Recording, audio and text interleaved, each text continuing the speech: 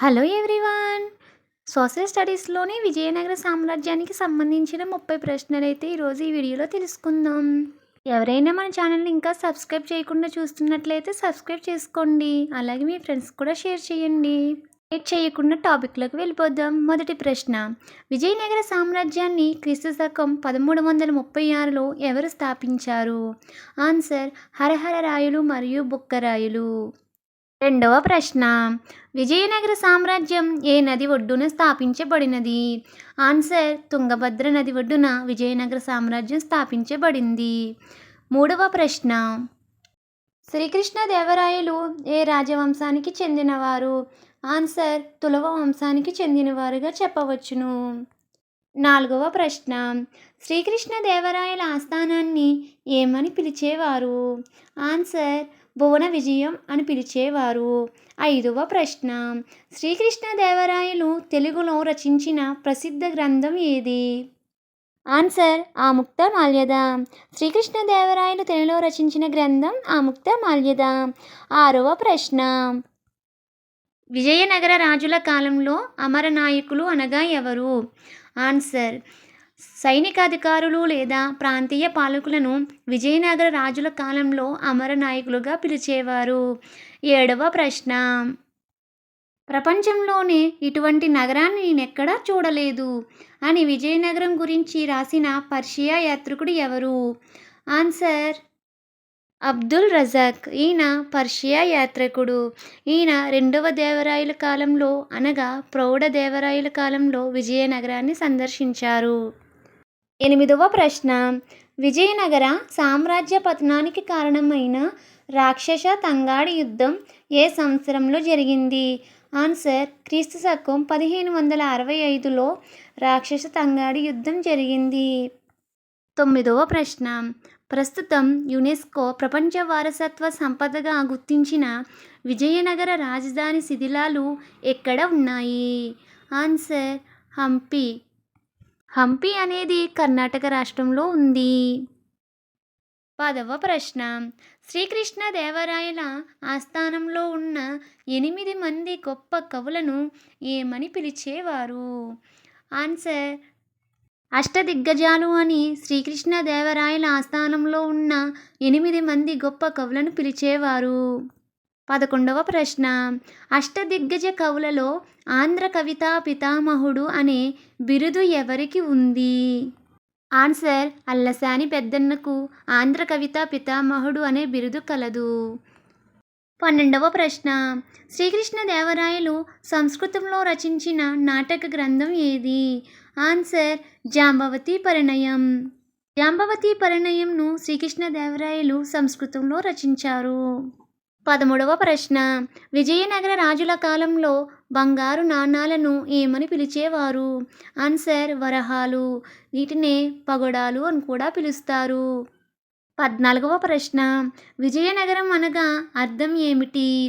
Answer విజయాల నగరం అని అర్థం.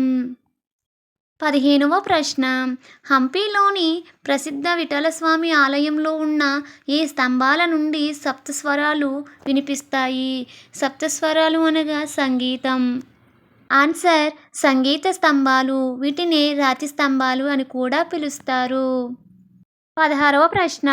విజయనగర సామ్రాజ్యాన్ని సందర్శించిన ఇటలీ యాత్రికుడు నికోలా కాంటే ఎవరి కాలంలో భారతదేశానికి వచ్చాడు?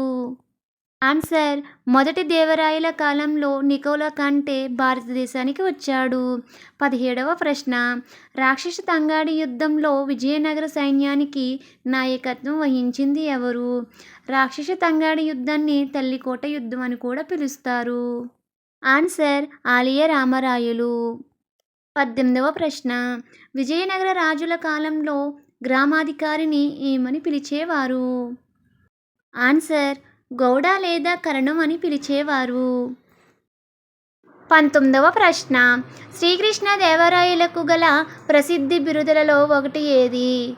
ఆన్సర్ ఆంధ్రభోజుడు. 20వ ప్రశ్న. శ్రీకృష్ణదేవరాయల కాలంలో విజయనగరాన్ని సందర్శించిన పోర్చుగీస్ యాత్రికుడు ఎవరు?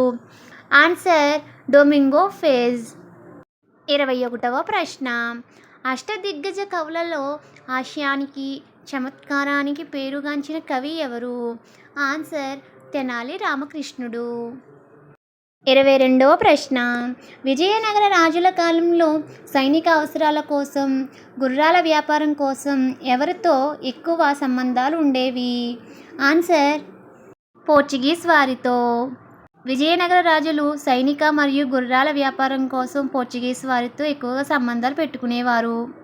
23వ ప్రశ్న, హరిహర రాయలు, బుక్కరాయలు విజయనగర సామ్రాజ్యాన్ని ఏ వంశం పేరుతో స్థాపించారు? ఆన్సర్ సంగమ వంశం పేరుతో స్థాపించారు. 24వ ప్రశ్న, విజయనగర కాలంలో వ్యవసాయానికి నీటిని అందించడానికి తుంగభద్ర నదిపై నిర్మించిన ప్రసిద్ధి కాలువ ఏది? ఆన్సర్ రాయల కాలువ. దీనిని హరిద్ర కాలువ అని కూడా పిలుస్తారు.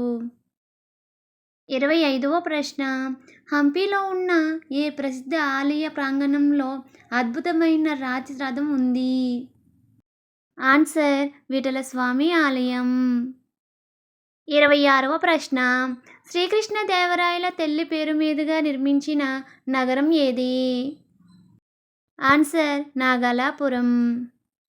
27వ ప్రశ్న, విజయనగర సామ్రాజ్యానికి మరియు ఏ సుల్తాన్లకు మధ్య నిరంతరం యుద్ధాలు జరిగేవి? ఆన్సర్ బహుమని సుల్తాన్లకు మధ్య నిరంతరం యుద్ధాలు జరిగేవి. 28వ ప్రశ్న, విజయనగర రాజుల ప్రధాన రాజలాంఛనం ఏది? రాజలాంఛనం అనగా ముద్ర. ఆన్సర్ వరాహం అంటే అడవి పంది.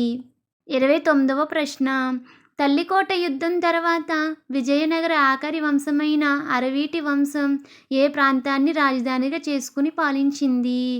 ఆన్సర్ చంద్రగిరి లేదా పెనుకొండను రాజధానిగా చేసుకుని పాలించింది. చివరిగా 30వ ప్రశ్న, శ్రీకృష్ణదేవరాయల విజయాలకు మరియు పరిపాలనకు ప్రధాన సూత్రధారిగా నిలిచిన ఆయన ప్రసిద్ధి మహామంత్రి ఎవరు? ఆన్సర్ తిమ్మరసు. వీరిని మహాప్రధాని తిమ్మరసు అని కూడా పిలుస్తారు. ఈ వీడియో కనుక మీకు నచ్చినట్లయితే ప్లీజ్ సబ్స్క్రైబ్ చేసుకోండి. అలాగే మీ ఫ్రెండ్స్ కూడా షేర్ చేయండి. ఇలాంటి మరిన్ని ఇంపార్టెంట్ ప్రశ్నల కోసం వెంటనే స్టడీ విత్ భవానీ ఎడ్యుకేషన్ ఛానల్ని సబ్స్క్రైబ్ చేసుకోండి. Thank you for watching.